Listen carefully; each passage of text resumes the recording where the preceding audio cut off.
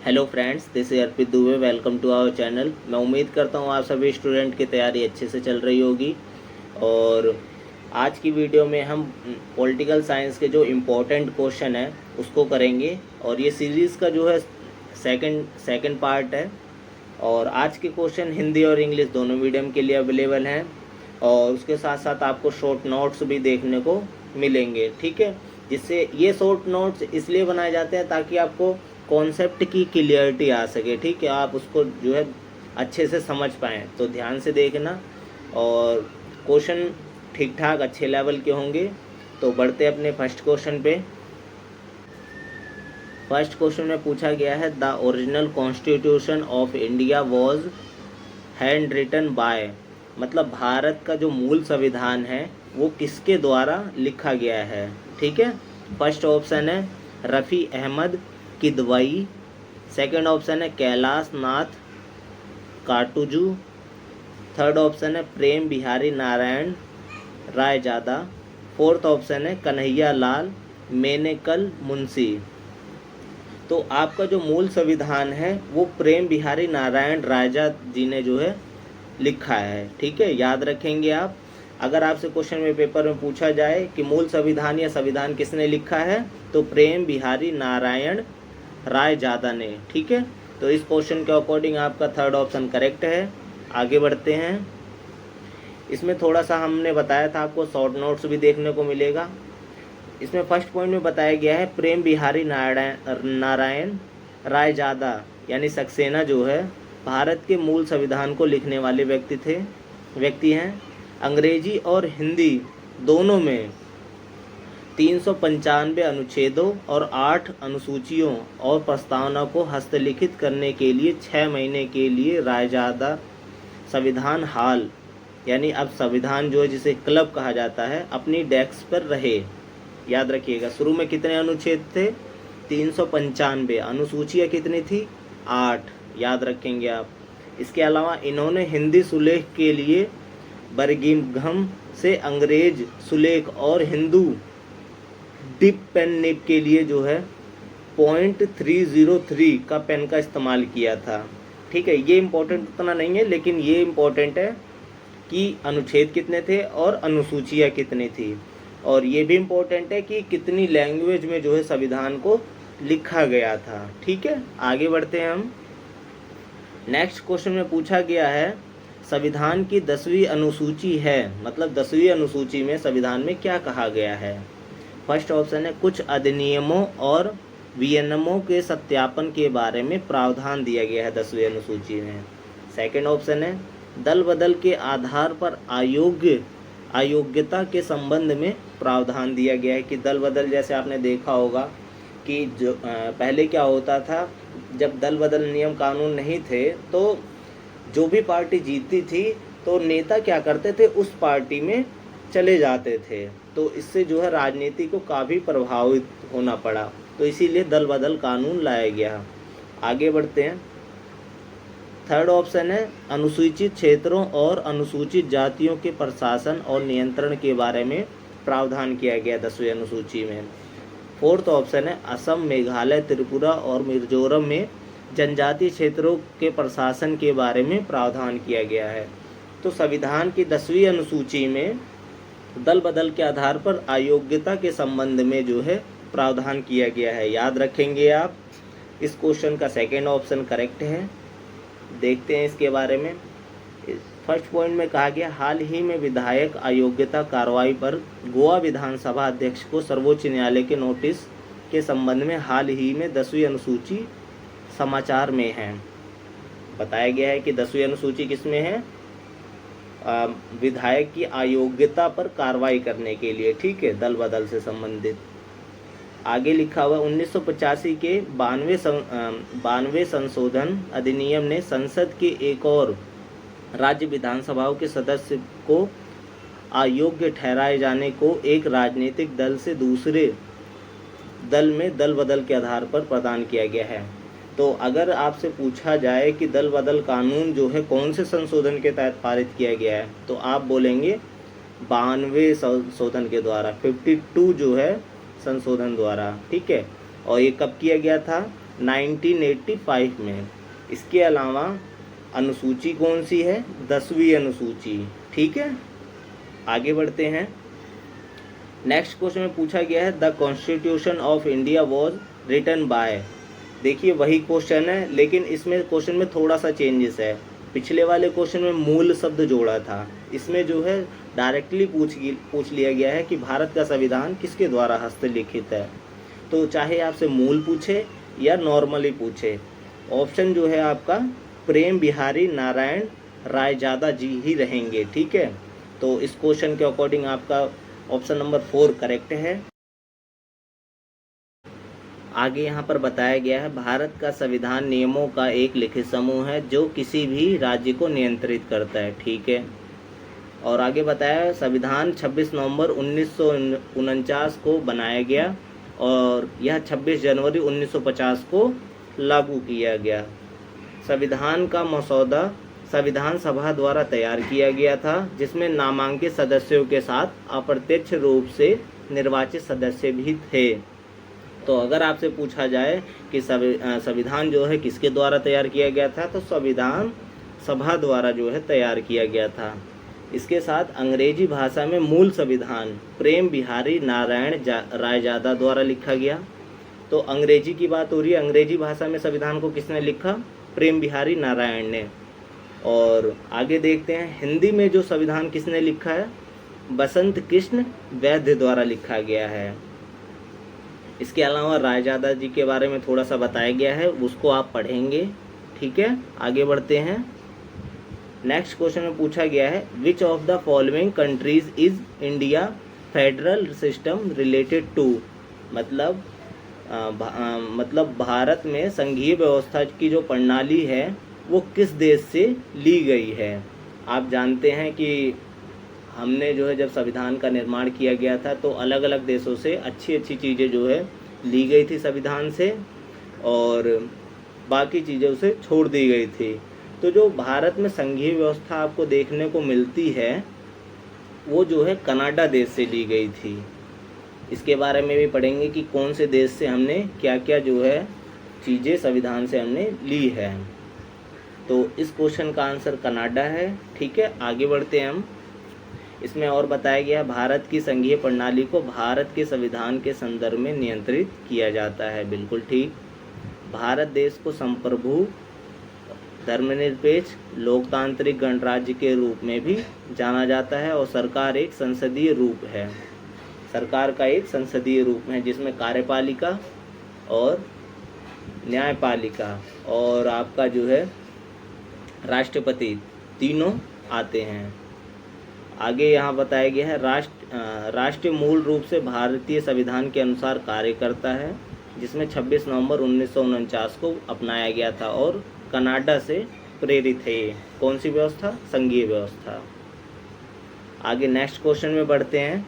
भारतीय संविधान की मूल प्रतियां किस भाषा में लिखी गई हैं? तो यहाँ पूछा जा रहा है कि भारत का संविधान जो है किस लैंग्वेज में लिखा गया है। इसके बारे में मैंने पहले भी डिस्कस किया था कि भारत का जो संविधान है वो कौन कौन सी भाषाओं में लिखा गया है। फर्स्ट ऑप्शन है हिंदी, सेकंड ऑप्शन है अंग्रेजी, थर्ड ऑप्शन है संस्कृत और फोर्थ ऑप्शन है हिंदी और अंग्रेजी दोनों। तो भारत का जो संविधान है वो 2 लैंग्वेज में लिखा गया है, हिंदी और अंग्रेजी। आगे बढ़ते हैं। इसमें शांति निकेतन के कलाकारों द्वारा जो है संविधान को सजाया गया है, मतलब उसमें डिज़ाइनिंग वगैरह की गई है। इसके अलावा हिंदी और अंग्रेजी दोनों लैंग्वेज में इसको लिखा गया है और भारत की जो संसद है उसके पुस्तकालय में हीलियम से भरे डब्बे में जो है इस संविधान को रखा गया ताकि वो खराब ना हो। और इसके अलावा 448 अनुच्छेद, 25 भाग और 12 अनुसूचियाँ वर्तमान में इसमें मौजूद है और ये दुनिया का सबसे बड़ा और लिखित संविधान है। इसकी ये कैरेक्टरिस्टिक्स है। ठीक है, याद रखेंगे आप। आगे बढ़ते हैं हम। नेक्स्ट क्वेश्चन है इनमें से कौन सा विषय राज्य सूची के अंतर्गत आता है। अब जैसा कि संघीय व्यवस्था को अपनाया गया है तो शक्तियों का विभाजन जो है केंद्र और राज्य के बीच में अलग अलग किया गया है। कुछ जो है कानून ऐसे हैं जो केंद्र लागू कर सकती है और कुछ जो है कानून ऐसे हैं जो राज्य सरकार अपना बना सकती है। यानी कि कुछ का नियंत्रण आपका केंद्र के पास है, कुछ चीज़ों पे नियंत्रण राज्य सरकार का है। तो यहाँ पर वही पूछा जा रहा है कि राज्य सूची के अंतर्गत कौन सी चीज़ें आती हैं। फर्स्ट ऑप्शन है जनसंख्या नियंत्रण और परिवार, सेकंड ऑप्शन है भूमि और भवन, थर्ड ऑप्शन है श्रमिक संघ, औद्योगिक और श्रमिक मतलब श्रम के जितने भी संघ हैं और उद्योग वगैरह इसके अंडर आते हैं। फोर्थ ऑप्शन है रोजगार। तो आपको पता होना चाहिए कि जनसंख्या और परिवार ये सूची जो है राज्य के अंतर्गत आती है। इसको कौन कंट्रोल करता है? राज्य सरकार। तो आगे बढ़ते हैं, इसके बारे में थोड़ा सा और बताया गया है। भारत का संविधान संघ यानी केंद्र और राज्यों के बीच शक्तियों का विभाजन का प्रावधान करता है।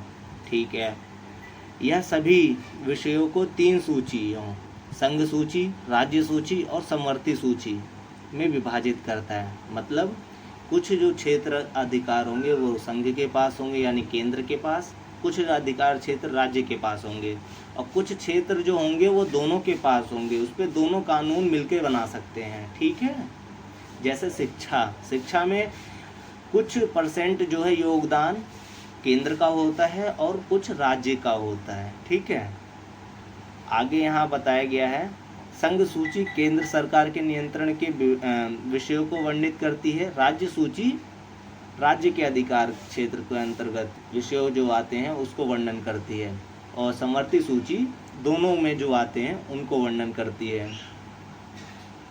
इसके अलावा जो है संघ सूची में कितने विषय हैं, राज्य सूची में, समवर्ती सूची में, ये भी बताया गया है यहाँ पर। संघ सूची में जो है 97 विषय हैं, मतलब 97 चीज़ें ऐसी हैं संविधान में लिखित जिन पे संघ सूची में जो है केंद्र मतलब उस पर नियम कानून बना सकता है। 66 यानी 66 जो है विषय ऐसे हैं जिस पे राज्य सरकार जो है कानून बना सकता है। समवर्ती सूची ऐसी है जिसमें दोनों में नियम बना सकते हैं। वे विषय जो इन सूचियों में नहीं आते, जो कि अविशिष्ट विषय हैं, वो जो है किसे दिए गए हैं? केंद्र को दिए गए हैं। ठीक है, ये काफ़ी इम्पोर्टेंट जानकारी है। आप अगर इनको ठीक तरीके से पढ़ेंगे ना तो इससे कई क्वेश्चन बनेंगे। सिर्फ MCQ अटेम्प्ट करने से काम नहीं चलेगा, कॉन्सेप्चुअल जानकारी भी आपको होनी चाहिए। आगे बढ़ते हैं, इसमें राज्य सूची के बारे में भी बताया गया है, पूरा डिटेल से बताया गया है, जिसमें राज्य सूची में कौन कौन से विषय हैं, जैसे सार्वजनिक व्यवस्था, पुलिस। आपको पता होगा जो दिल्ली है वो केंद्र है, लेकिन यहाँ पर जो है पुलिस को केंद्र के अधीन किया गया है। ठीक है, याद रखेंगे। इसके अलावा स्वच्छता, अस्पताल, ये सब चीज़ें जो हैं राज्य सूची के अंतर्गत आती हैं, आप इसको पढ़ लेंगे। बाई चांस एग्जाम्पल देके पूछ लिया कि सड़क यात्री कर वगैरह किसके अंतर्गत या किस सूची के अंतर्गत रखा गया है, केंद्र, राज्य या आपका जो है समवर्ती सूची, इस तरीके से। आगे बढ़ते हैं, यहाँ क्वेश्चन नेक्स्ट में पूछा गया है अनुसूचित जनजातियों के लिए लोकसभा में कितनी सीटें आरक्षित की गई हैं। काफ़ी इम्पोर्टेंट क्वेश्चन है। आपको पता है अभी नई राष्ट्रपति नियुक्त हुई हैं, उनका नाम आप कमेंट करके ज़रूर बताएं, याद रखना भी ज़रूरी है और इनके बारे में थोड़ा बहुत आप पढ़ भी लेंगे। इसके अलावा इस क्वेश्चन पे ध्यान देते हैं, कितनी सीटें आरक्षित हैं। फर्स्ट ऑप्शन है 47, सेकेंड ऑप्शन है 29 सीटें आरक्षित हैं, थर्ड ऑप्शन है 34 सीटें आरक्षित हैं, फोर्थ ऑप्शन है 17 सीटें जो है आरक्षित हैं। तो अनुसूचित जनजातियों के लिए लोकसभा में 47 सीटें जो है आरक्षित की गई हैं। तो ऑप्शन नंबर फर्स्ट करेक्ट है आपका। आगे बढ़ते हैं हम, इसमें बताया गया है, आप देख सकते हैं, लोकसभा में निचली सदन माना जाता है। लोकसभा को क्या माना जाता है? निचली सदन, याद रखेंगे। और उच्च सदन किसे माना जाता है? राज्यसभा को। और राज्यसभा के कुछ सदस्यों का निर्वाचन कौन करता है? राष्ट्रपति करता है, याद रखेंगे आप। और इसमें बताया गया अनुसूचित जाति और राजनीति के लिए सीटें आरक्षित की गई हैं, किसमें? लोकसभा में। और वो सीटों की संख्या कितनी है? 41 है। ठीक है, और बाद में इसे बढ़ाकर कितनी कर दी गई? 47 कर दी गई, याद रखेंगे आप। इसीलिए जो है इसका आंसर 47 है। ठीक है, आगे बढ़ते हैं हम। नेक्स्ट क्वेश्चन में पूछा गया भारत की संविधान सभा का गठन कैसे किया गया था।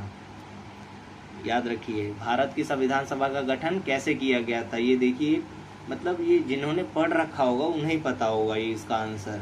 फर्स्ट ऑप्शन है 1935 में स्थापित प्रांतीय विधानसभाओं के सदस्यों द्वारा अप्रत्यक्ष चुनाव द्वारा। ठीक है, मतलब प्रांत में और विधानसभाओं में जो सदस्य थे उनके अप्रत्यक्ष चुनाव द्वारा किया गया था। सेकंड ऑप्शन है वायसराय द्वारा नामांकन के माध्यम से किया गया था। थर्ड ऑप्शन है 1935 में स्थापित प्रांतीय विधानसभाओं के सदस्यों द्वारा प्रत्यक्ष चुनाव से किया गया था। और फोर्थ ऑप्शन है प्रांत में प्रत्यक्ष चुनाव द्वारा जो है संविधान सभा का गठन जो है किया गया था। तो भारतीय संविधान सभा का जो गठन है वो 1935 में स्थापित प्रांतीय विधानसभाओं के सदस्यों द्वारा अप्रत्यक्ष रूप से चुनाव कराकर जो है इनका गठन किया गया था। तो इस क्वेश्चन का फर्स्ट आंसर जो है करेक्ट है। आगे बढ़ते हैं, इसके बारे में बताया गया है और ये कब किया गया था, 1935 में किया गया था अप्रत्यक्ष चुनाव। ठीक है, और इसमें बताया गया है इस विधानसभा के सदस्यों को अप्रत्यक्ष रूप से चुना गया था जो अनुपातिक प्रतिनिधित्व के एकल हस्तांतरणीय वोट की विधि थी। तो वोट का मेथड भी आ जाता है कभी कभी, तो इसमें कौन सा मेथड अपनाया गया था, अनुपातिक प्रतिनिधित्व में। ठीक है, इसमें अनुपात में वोट प्राप्त होते हैं, उसके बेसिस पे जो है सदस्य को जो है घोषित किया जाता है। आगे बढ़ते हैं, नेक्स्ट क्वेश्चन में पूछा गया है भारतीय संविधान में 100वां संशोधन डैश प्रदान करता है, मतलब 100वें संशोधन में जो है क्या किया गया था, किसमें परिवर्तन किया गया था, क्या जोड़ा गया था या हटाया गया था। तो फर्स्ट ऑप्शन है जीविका संरक्षण और पथ विनिमय की सुरक्षा। सेकंड ऑप्शन है भारत राज्यों द्वारा क्षेत्र का अधिग्रहण और कुछ क्षेत्रों को बांग्लादेश में हस्तांतरित करना। थर्ड ऑप्शन है राज्यपाल को परिलब्धियां, भत्ते और विशेषाधिकार प्रदान करने के लिए ये संशोधन किया गया था। फोर्थ ऑप्शन है आंध्र प्रदेश राज्य का पुनर्गठन जो है 100वें संविधान संशोधन द्वारा किया गया था।